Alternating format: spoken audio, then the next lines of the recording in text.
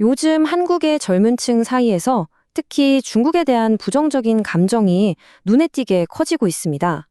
오늘 이 자료 분석에서는 바로 그 현상의 중심에 서 있는 한 젊은 보수 운동가 차강석 씨의 생각과 세계관을 그의 인터뷰를 통해 한번 깊숙이 들여다보려고 합니다. 자, 한번 보시죠. 그의 활동은 사실 이 한 문장으로 요약될 만큼 아주 강렬합니다. 간첩과 빨갱이는 사형시켜야 한다. 와, 정말 단호한 신념이죠. 대체 이런 생각 뒤에는 어떤 논리와 배경이 깔려 있는지 지금부터 하나씩 파헤쳐 보겠습니다. 자, 그래서 오늘 그의 생각을 좀 더 입체적으로 이해하기 위해서 이렇게 5가지 주제를 중심으로 따라가 볼 건데요. 먼저 그의 활동 배경이 된 반중 정서부터 시작해서 그의 핵심 운동이죠. CCP 아웃이 대체 뭘 의미하는 건지 알아볼 거고요. 이어서 논란의 중심에 섰던 전 대통령에 대한 변호, 또 다른 정치인들에 대한 그의 아주 신랄한 평가, 그리고 마지막으로 이 모든 활동이 한 개인의 삶에 어떤 의미를 갖는지까지 살펴보겠습니다. 네, 첫 번째 주제입니다. 차강석 씨의 활동을 이해하려면요. 바로 여기서부터 시작해야 합니다. 요즘 젊은 층에 퍼져 있는 이 반중 정서 말이죠. 그는 이 현상이 그냥 막연한 혐오가 아니라 특정 행동들에 대한 아주 합리적인 반응이라고 주장하고 있습니다. 이 슬라이드가 그의 주장의 핵심을 딱 보여주는데요. 그는 이렇게 묻는 거예요. 요즘 젊은 세대가 과연 아무 이유도 없이 누군가를 맹목적으로 싫어할까요? 아니라는 거죠. 그들이 중국에 대해 부정적인 감정을 갖게 된 건 혐오감을 불러일으키는 어떤 행동들을 분명히 봤기 때문이다. 그러니까 이건 합리적인 반응이다. 라고 주장하는 겁니다. 자, 그럼 다음으로 넘어가서요. 그의 활동의 핵심이라고 할 수 있는 CCP 아웃 운동을 한번 들여다보겠습니다.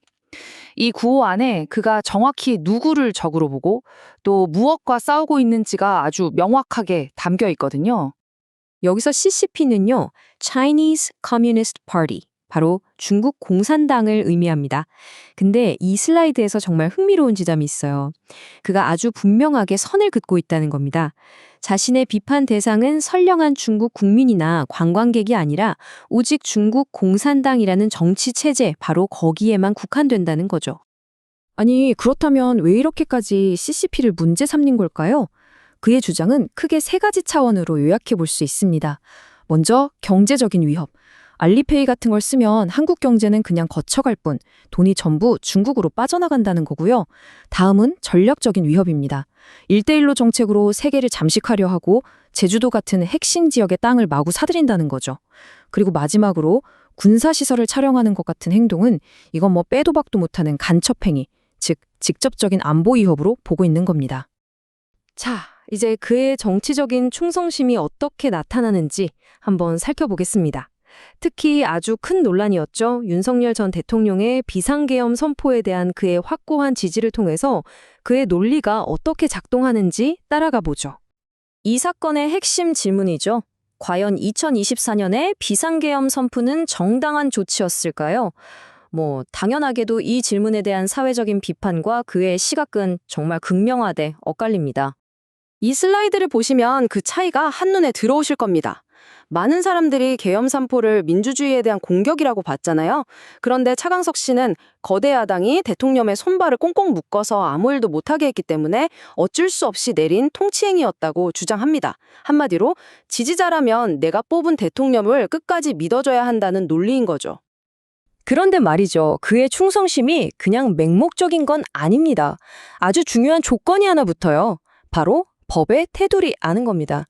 그는 자신이 합리적이라고 믿는 지기현 판사가 만약 유죄 판결을 내린다면 그 순간 바로 지지를 철회하겠다고 말합니다. 이건 그의 신념이 맹목적인 추종이 아니라 법치주의라는 더 큰 원칙 아래에 있다는 걸 보여주는 아주 중요한 대목이죠.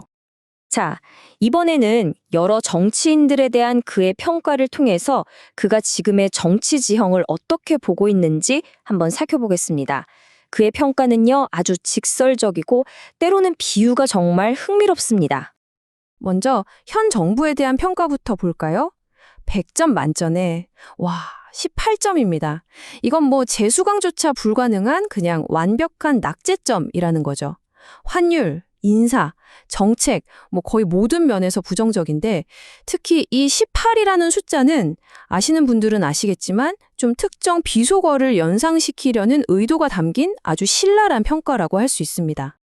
전 보수 여당 대표였던 한동훈에 대한 평가는요, 한층 더 신랄합니다. 그를 주인의 문개에 비유하면서 정치적 신의를 저버린 배신자라고 딱 규정해버립니다. 더 이상 연대할 수 없다는 강한 불신을 드러내는 표현이죠. 베테랑 정치인 홍준표에 대해서는 김 빠진 콜라라고 평가하네요. 한때는 그 톡 쏘는 매력이 있었지만 이제는 정치적인 효용성이나 영향력을 모두 잃었다. 이런 의미로 해석할 수 있겠습니다. 반면에 또 다른 젊은 정치인이죠. 이준석에 대해서는 좀 의외의 평가를 내립니다. 귀엽다. 이 한마디. 이게 그냥 칭찬은 아니겠죠. 그의 정치적인 행보를 좀 가볍게 본다거나 어쩌면 자신과 같은 선상에 두지 않으려는 살짝 무시하는 듯한 그런 뉘앙스가 좀 담겨 있는 것 같습니다. 이 슬라이드는 그의 정치적인 호불호를 한눈에 뚝 보여줍니다. 그가 가장 존경하는 지도자는 누구일까요? 단연 박정희 전 대통령입니다. 반대로 가장 싫어하는 대통령으로는 김대중, 노무현, 문재인 전 대통령을 모두 제치고 바로 이재명 현 대통령을 꼽았습니다. 자, 이제 마지막입니다.